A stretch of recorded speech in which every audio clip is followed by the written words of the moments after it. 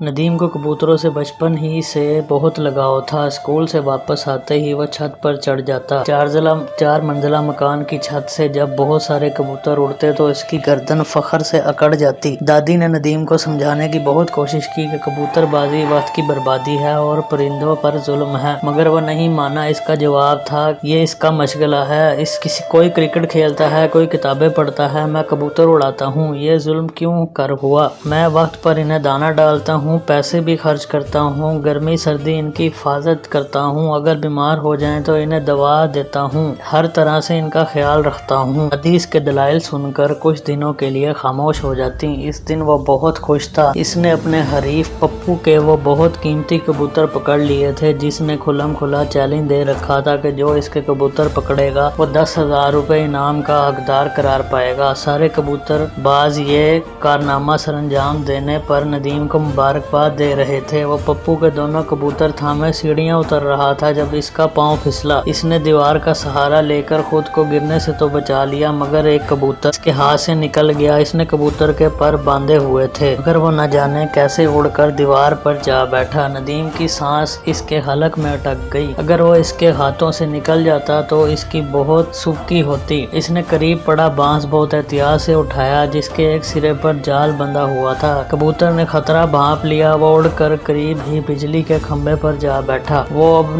بھی ندیم کی پہنچ میں تھا۔ اس نے ہاتھ میں پکڑے کبوتر کے پنجرے کے اندر پھینکا اور پوری توجہ فرار ہونے والے کبوتر پر مرکوز کر لی۔ وہ جھک کر آگے بڑھا، بہت پھرتی سے دیوار پر چڑھ گیا۔ اس نے بانس گھمایا تاکہ کبوتر جال میں پھنس جائے۔ بانس بجلی کے تار سے ٹکرایا۔ کرنٹ کے شدید جھٹکے نے اس کے ہوش و حواس چھین لیے۔ وہ نیچے گرتا چلا گیا۔ کبوتر پکڑنے کی دھن میں وہ یہ بھول گیا تھا کہ بانس بارش کی وجہ سے گیلا ہو گیا ہے۔ ندیم جب ہوش میں آیا تو خوف اور حیرت سے اپنے پر پھڑپھڑا کر حیران رہ گیا۔ وہ ایک کبوتر کا روپ دھار چکا تھا۔ وہ اس وقت کسی انجان جگہ پر تھا۔ مغرب کا اندھیر چھا گیا تھا۔ ایک لڑکے نے اسے اور باقی کبوتروں کو ایک تاریک گاہ کابک میں بند کر دیا جہاں ہر جانب غلاظت تھی۔ چھوٹے چھوٹے کیڑے اس کے پروں سے چمٹ گئے۔ ہاتھ تو تھے نہیں۔ دوسرے کبوتروں کی طرح اس نے بھی یہاں وہاں چونچ سے کھجانا شروع کر دیا۔ جب کھجا کھجا کر بے حال ہو گیا تو وہ ساتھ بیٹھے کبوتر سے بولا، کتنا غلیظ انسان ہے کمبخت،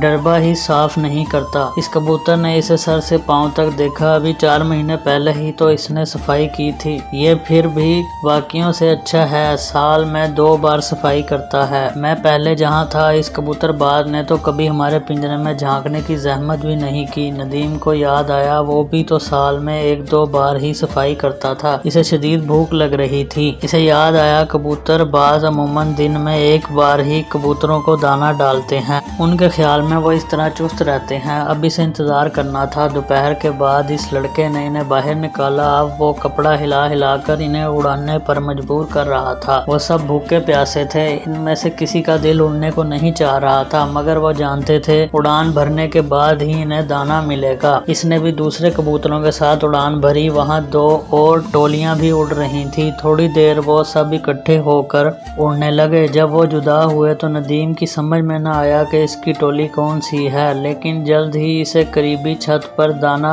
پانی نظر آیا۔ اس کے ساتھی کبوتر اسی چھت پر اترے۔ وہ بھی بھوک سے بے قرار ہو کر دانے کی جانب بڑھا۔ تب ہی ایک جال اس پر آ گرا۔ وہ جو کوئی بھی تھا اس نے بہت بے دردی سے اسے ہاتھوں میں جکڑ لیا تھا۔ کینچی دیکھ کر اس نے خوف سے آنکھیں بند کر لیں۔ وہ جانتا تھا اب اس کے ساتھ کیا ہوگا۔ اس شخص نے اس کے پر کاٹے اور پنجرے میں بند کر دیا۔ اس نے گٹر گوں کر کر کے خوب احتجاج کیا مگر کبوتر باز کب اس قسم کے احتجاج پر کان دھرتا ہے۔ ایک بوڑھے کبوتر نے اسے مشورہ دیا کہ جب تک پر نہ آ جائیں پنجرے سے باہر نہ نکلے۔ ہاں، ایک خوفناک بلّا پہلے بھی 5-7 کبوتر ہڑپ کر چکا تھا۔ جس بے احتیاطی سے اس کے پر کاٹے گئے تھے اس کا اندازہ تھا انہیں دوبارہ اگنے میں 40-45 دن تو لگیں گے۔ ایسا اس لیے کیا جاتا تھا کہ کبوتر اڑ نہ پائے اور اس جگہ کو اپنا گھر تسلیم کر کے پچھلی جگہ کو بھول جائے۔ 2 دن بعد وہ شخص آیا۔ ندیم اور اس جیسے 3 پر کٹے کبوتروں کو ایک کپڑے کے تھیلے میں ڈالا اور انہیں سائیکل پر رکھ کر چل پڑا۔ اس کے دماغ سے یہ بات نکل گئی کہ اسے فروخت بھی کیا جا سکتا ہے۔ وہ بھی لوگوں کے کبوتر پکڑ کر انہیں بیچ دیتا تھا۔ وہ بے خستہ حال دکان کے پنجرے میں بیٹھا تھا، کسی گاہک کے انتظار میں تھا۔ اسے یقین تھا اگر چند دن وہ ایسے ہی رہا تو मर जाएगा। खरीदार आते, दुकानदार बहुत बेदर्दी से इसे थामता और इनके हाथ में पकड़ा देता। वो इसको उलट पलट कर देखते, कभी पर खींचते, कभी चोंच खोलकर जुबान देखते, भाव ताव करते, बात ना बनती। दुकानदार इसे दोबारा पिंजरे में फेंक देता। खुदा खुदा करके एक कबूतरबाज ने इसे खरीद लिया। इसने सोच लिया था अब वो अपनी छत को याद रखेगा, कभी किसी दूसरे की छत पर नहीं बैठेगा। कुछ रोज बाद इसके पर निकल आए। इसका मालिक इसकी वफादारी से बहुत खुश था, वो इसका बहुत ख्याल रखता था। एक दिन सुबह ही सुबह इसका मालिक पिंजरे में घुस आया और इसे पकड़कर एक थैले में डाल दिया। नदीम का तो हला खुश्क हो गया, वो शायद इसे बेचने के लिए ले जा रहा था। मोटरसाइकिल पर वो एक वीरान जगह पर पहुंचा। जब इसने नदीम को थैले से निकाला तो इसने देखा कि वहां दूसरे कबूतरबाज अपना अपना कबूतर हाथ में लिए खड़े हैं। वो एक गहरी सांस लेकर रह गया। इसकी वफादारी देखकर इसका मालिक इसे कबूतरबाजी के मुकाबले में ले आया था।